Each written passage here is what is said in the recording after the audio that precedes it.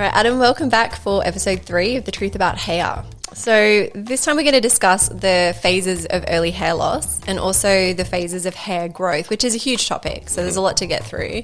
But where should we start? I think for the listeners, maybe understanding the cycle of hair would be a good area. Okay, well, take us through the 4 stages of the hair growth cycle. Okay. So stage 1 is like the Anagen stage, and majority of people have like 3 to 5 year of growth, but people that have really long hair, they can get up like 7 years of growth, and that's your first stage, is called an Anagen stage.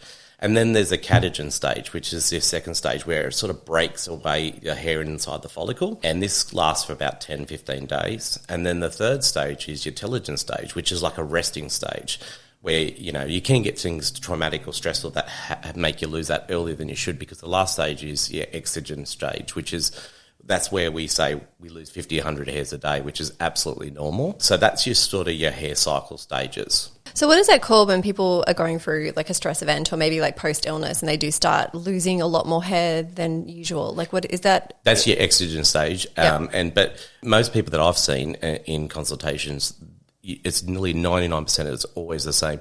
I don't know why I'm losing hair now. I had that trauma 3 months ago. Yeah. But your body has that delayed response, and then it has that fallout. Oh, okay. So it's not like an immediate fallout. It's not always, no. Sometimes it can be 3-6 months later, and then you go, well, I shouldn't have this stress anymore. Like, I've dealt with it, right? So, yeah. So hair is a bit funny like that. So we have our Telogen and Exogen stage, and that's where they're just sitting there and resting. So a normal rate of loss should be 50 to 100 hairs a day for everyone. I think a lot of people will come in to me and they'll say, but I'm losing I can see hair in the shower. And I'm like, you've probably always been losing hair in the shower, because that's just normal. It's just when you're starting to thin, that's when it's like, you worry about every hair you see. But it's actually normal to lose hair each day. How much hair, what percentage of your hair sort of sits in that growing phase? Like how much of your hair should be in that anagen growth phase? Well, that's 90% of your hair. 90%, so, okay. So, in your Exogen, Telogen stage, you've got 10 to 15% of your hair always sitting in that resting stage. So. Mm-hmm. And so the resting stage is where it's like gone through its like 3 to 5 year growth period, and then it's just sitting there? Catagens happen, and Telogen, and then it's just sitting there because new hair's pushing through. So old hair has to come out so new hair can push through. Yeah. And that's when we get to that, which we can talk about later. But when we're losing hair and thinning out, obviously it's miniaturizing under there. So when the hair pushes through, it's getting thinner and thinner and thinner on each cycle. Okay, interesting. So let's talk about like a normal rate of hair loss. You were sort of saying like 50 to 100 hairs per day. Yep. So what are some of the signs of like excessive hair loss? Like when you're seeing a lot more than that, but it can be deceiving. So people that have long hair, they look like they've lost more, but it's really, if you stretch it out, it's probably it's just a better bunch than my short hair, right? So if you're losing more than 100 hairs a day, then obviously there's something going on. Mm-hmm. And everything relates back to, I know we talk a lot about hair hacks and this, that, and the other, but to me, with my expertise and experience, it's all underneath what's happening. Externally, it's all dead keratin, it's protein, right? But we've got to treat what's happening internally first. So going back to the shedding, you're sort of saying like 50 to 100 hairs a day is normal, but like can you have a period of like a week where you're only losing like 20 hairs a day, and then maybe you'll have a day where you just lose heaps? Sure. That's like a normal process? Yeah, everyone's different. I mean, I've never sat and counted mine, but, because I've got white hair, they probably blend in, right? So it's actually quite normal to lose 50 to 100 hairs a day. I think if it's less than that, that's great, but if it's more than that, then obviously it's something's going on. And is there anything that you can do to kind of extend like the growth or the resting phase of your hair growth cycle, or is that just like set genetically? That's just genetically right. set. So, and it's like, I wish I could grow my hair down here, but some people don't have that anagen stage where they've got that 7-year cycle. They've only got a three-year cycle. So that's why they go, I can never get it past my shoulder length, So, and that's why. Yeah, so that's just like that's where you're at. So like healthy hair or like healthy hair growth for one person may not look the same for someone else. Everyone's different. Like 40,000 people I've seen, and every single person's different. Yeah. So what about like early hair loss? What are the signs of that? How can people recognize it as something that's more than just like a shedding event from maybe post-illness or a stress event? Like how do they know if it's an ongoing hair loss? I mean, the first noticeable signs are, your hair is starting to look a little bit more miniaturized. Like, so I always say that rule of thumb, general. Is that like length or just like the thickness? The thickness of it. So when it's fallen out, it's come back, but it's come back a bit thinner. So your back and sides are really where you got your hair. The thickness, the same should be all over.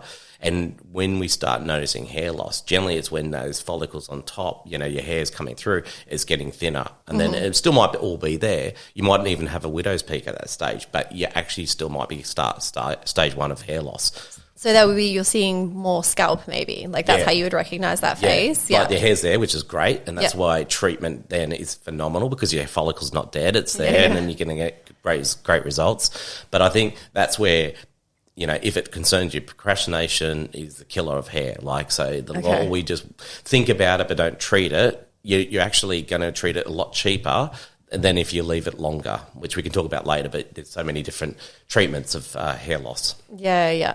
And so what is the next phase? So say you don't notice that your hair is thinning and it's miniaturizing and it's looking like a little bit finer. Say you just literally don't notice it, or you kind of you got a beautiful thick head of hair, and right. Yeah. So what's the next phase? Like what happens next? It might be slow and everyone's different. So there's people that have fast hair loss because genetically they're both sides of the family have got hair loss and it's really strong. They might have baldness on both sides of the family tree. And then there's other people that might just have a slow hair loss. So they could take 10, 15 years before they notice they've got hair loss, because they've got really beautiful thick hair. And then it's like, overnight you go, maybe I'm looking a little bit higher than I used to, So, but when you've got sort of fine hair or normal to fine hair, you'll notice that sparseness a bit quicker than someone that has coarse hair or thick hair. Let's say someone is like, notice that they've got that early phase of hair loss, it's thinning, but they just don't do anything. What happens next? Well, they'll keep thinning out. It just keeps getting worse. It doesn't. There's no big. It doesn't generally just stop. All right, that's it. People will genetically go to where their body's meant to go to. So, but most people that I've seen will keep regressing over and get worse over time. And so is that, I suppose, like one of the questions we get asked a lot as well is that someone will, like, it's generally men as well. So they'll say they're balding sort of at the crown of the head, but like the front and the back seems fine. Yeah. Is that likely to continue so that hair loss will continue across the head until the generally it meets no follicles, or is it just like stuck to that area? It can be stuck to that area, but generally it will meet together. So, and I had, in consultation, I'd say someone would sit down and say, Adam, this isn't my concern.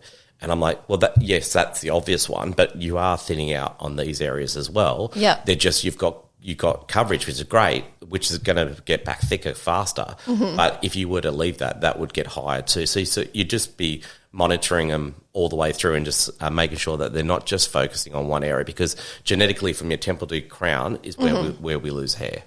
So I suppose like the next thing we could go through is what happens to the actual follicle when it's experiencing like hair loss. So you're talking about miniaturization. Like, can you talk us through like what happens to the actual follicle and the process it goes through from like a healthy follicle with like nice thick hair to bald? Okay. So I don't bore the listeners, I'll make it with. And I usually do my diagrams. We need some detail. Okay, so you're inside that follicle, you've got like a nice, thick, strong, healthy hair that you're supposed to be born with, right? And over a period of years with the DHT, which is dihydrotestosterone, which is female pattern baldness, that will start to shrink underneath. So the blood flows, DHT is miniaturizing and shrinking that follicle. So obviously the nutrients and the proteins and everything to that hair is getting miniaturized. So that hair will grow through thinner, and then it'll fall out again and grow back thinner and then fall back. And eventually you go, hey, it's not there anymore. So generally this is what this all about, is prevention is the cure, or early stages or middle stages. Still, when you've got coverage, treat it if it bothers you. If you leave it to when it's shiny, follicles are dead underneath. So there is a time period you've got to still do really well in treatment. But it's different for everyone, isn't that time period? Yeah, like someone with fast hair loss, if they treat it quickly though, they can get great fast results back because the follicle's quite strong and still underneath. But if someone's had that, slow hair loss over a period of time, when they do treat it, they'll be able to treat where they've got still a great head of hair, but on maybe, say, temple lines, if they've gone up, there might be follicle dead there. Okay, interesting. So is DHT, is it produced within the follicle? Yeah, the follicle also produces that, so it's kind of producing its own demise. Yeah, it's sort of like your testosterone in blood flow gets inside the follicle and touches an enzyme called alpha-5 reductase, and then it becomes dihydrotestosterone. So it's what it does is it shrinks that follicle inside, and the blood flow outside is not getting the nutrients to the papilla anymore, so to the bottom of where it feeds that follicle. Okay. And so when that's happening, just so we can sort of explore it a bit more. So the hair follicle shrinking, does it also shorten the growth phase of that hair? Like, does it grow? If you say you had a 5-year anagen phase, if you're going through active hair loss and that follicle is shrinking, does it then shorten that anagen phase as well? Or does your anagen phase stay what it was, but the hair is just like a poorer quality? It will shorten it because your body's trying to kill that follicle now. Instead of feeding it in like its normal cycle, and, you know, it will start to miniaturize it a lot. And so obviously you're not going to get that 3-year anagen stage anymore. It's going to shorten, and that's why that cycle of the hair fallout gets more and more, and that's how you notice it, and that's how you notice sparseness on your scalp. Okay, so for women, maybe if they've had like a nice long anagen phase and they've been able to grow their hair really long, for them maybe not being able to grow their hair as long could be a sign could be a sign, but yeah.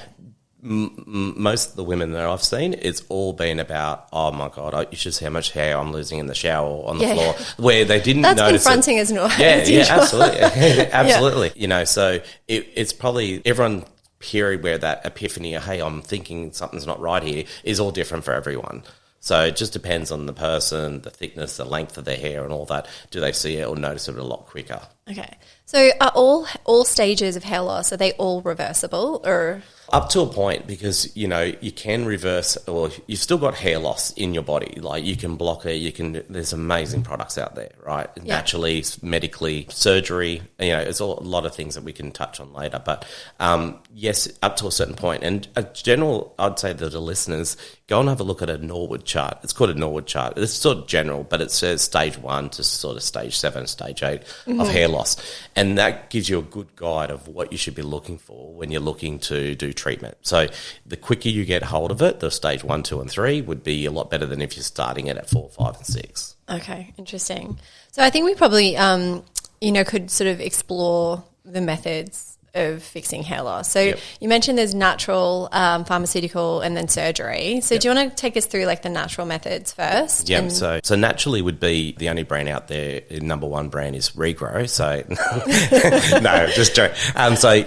There is natural products that would use natural actives that help block around DHT using natives, right? I think that's important to note though, because there are a lot of like hair loss shampoos and conditioners on the market, but most of them don't contain a DHT blocking ingredient. So those ones are going to work for some forms of hair loss because, maybe might be stress, and it's like not stress-related hair loss. Yeah, so that's when the DHT is not the cause of the hair loss. Yeah. They may have some results, but if someone's actively in the process of that DHT caused hair loss, that needs like a DHT blocking shampoo. And these are multiple ones as well, not just one. And there's a lot of brands, most brands, I'd say nearly all brands have one DHT blocker, where Regrow has more than that. But you also got to focus on your protein rebuilders as well. So we need our blood, amino acids, we need everything feeding that follicle again. The efficacy of all products will come out. So forget there's Instagram and Facebook and everyone puts a lot of money to it. They get stars to promote their brand.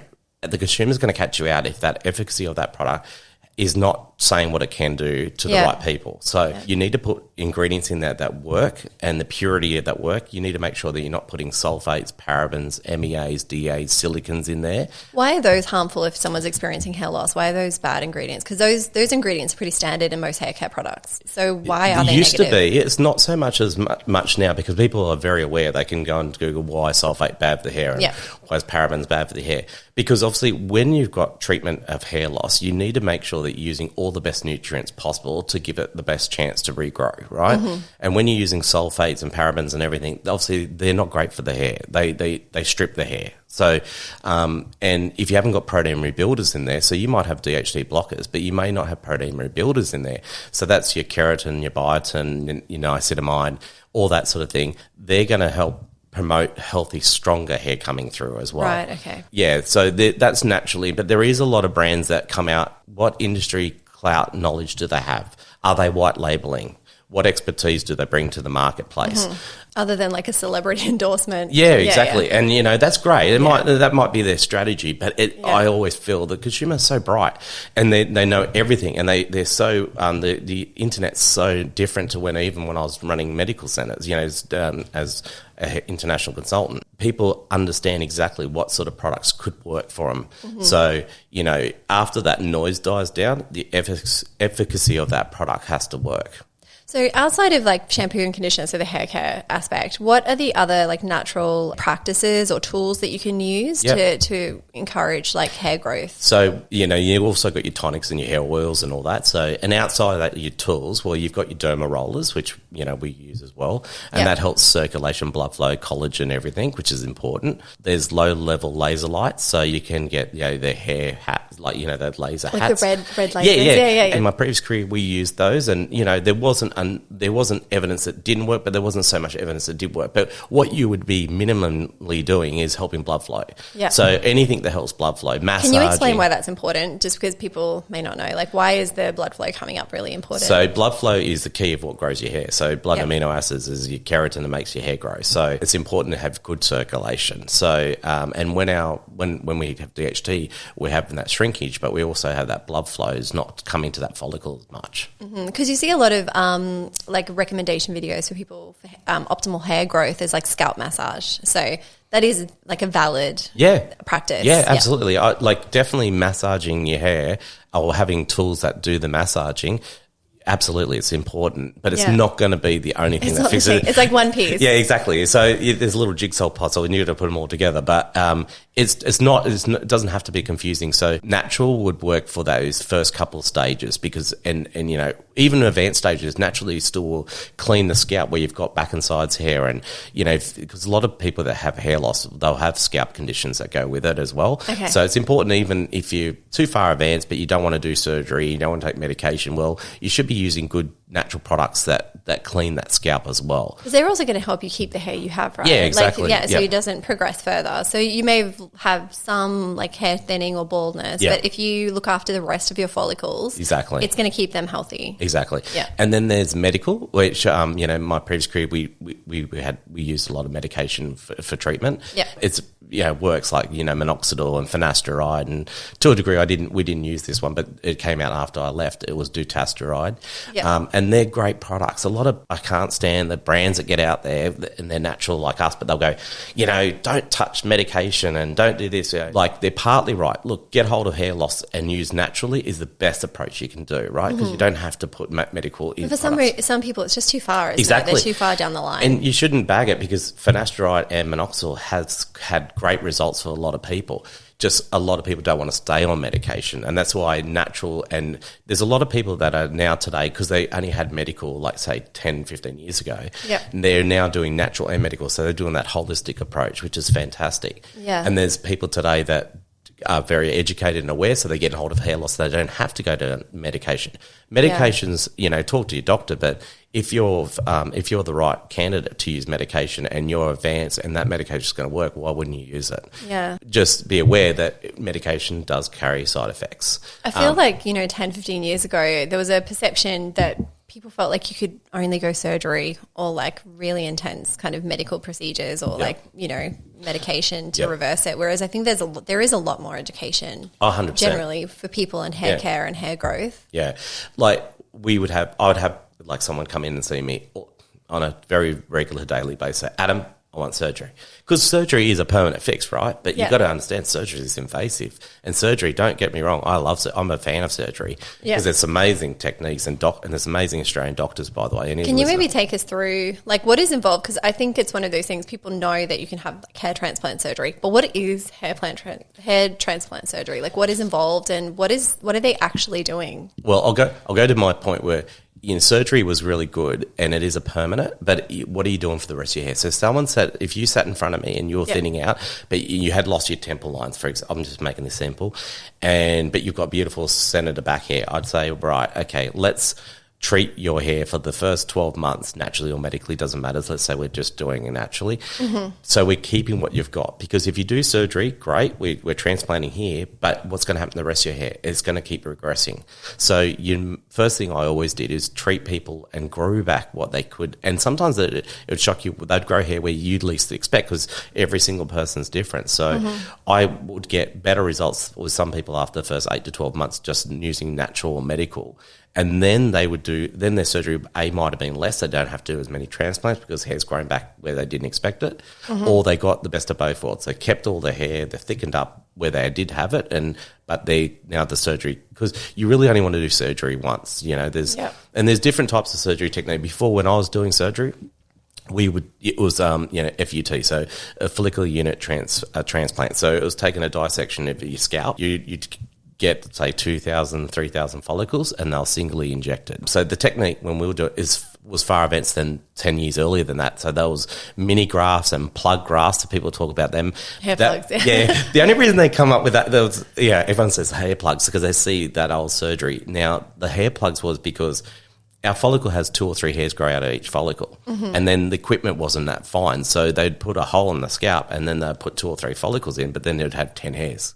And then a gap, 10 hairs, and a gap. So that made it look like doll's hair. That was what I used to get told all the time. It looks like doll's hair. And so that was the multi-grafts, and then there was mini-grafts. But again, the tool and the equipment wasn't as fine, so it looked unnatural. It was like too chunked together. And then there was single follicles, which is fantastic. And today they're even doing FUE, so it's follicular unit extraction. So they're getting one follicle in the back of your scalp and injecting into the hair. So instead of doing that whole dissection, internal and externally stitch, and then transplanting all in one go, there's pros and cons of both. Like, so the FUT, you can get more transplants done in the one sitting, where the extraction will take a longer process. People have to do their own research when they go to these clinics that do the surgery and find out what are the benefits of pros and cons of both of those type of surgeries. You can't tell people today that have even had surgery is that amazing. Yeah, no, I've definitely seen some before and afters from people, and it is incredible, isn't it? Yeah. No. Yeah. So, like 20 years ago, you could see someone's had surgery, right? It was obvious.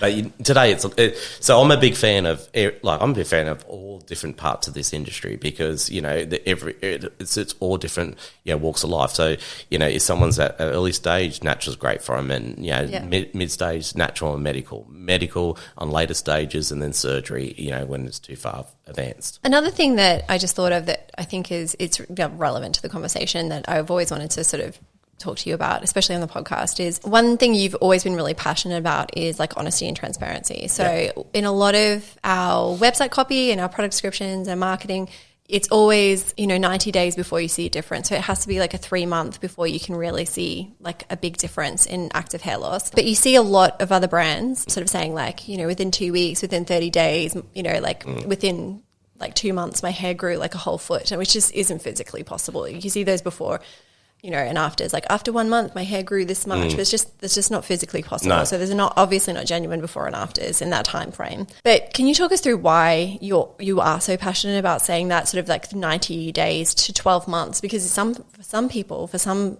hair loss, it is a 12-month process, isn't it? Yeah. Well, it goes back to my training when I first started in the hair industry. Honesty is the best policy. You should always be honest. There's a lot of brands, I'm not a person that likes to bag brands, but there's a lot of brands out there that sell a result that's not possible.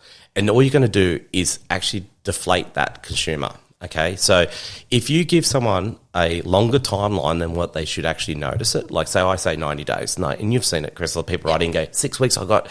Yeah. Isn't that awesome? Don't you want that? You'd rather have someone come to you and say, your products work a lot faster than give them false hope, because it might take that whole 90 days and then it works for them, or it might be 6 weeks later because they've already had a fallout. So I understand the hair cycles, so I know how long it actually takes. Because if they've just had a massive fallout and then they start using product, like 4 weeks is not long enough to actually like have visible. It's got to grow back through and all that. So, and 90 days is the start. you know, and it's up to 12 to 18 months is when you're probably getting the best results. And then there's a maintenance as well. And it just becomes our normal routine, you know. So like we take a vitamin tablet to feel good, you know, it's not hard to, with products out there today, that it's just a normal routine for you. Yeah, and a lot of the times it's just a swap from like previously, like what you're using already, you just swap it out. I suppose like one of the things I'd love for you to go into a bit more detail about is like why it takes that long. And I know you've spoken to me before about it.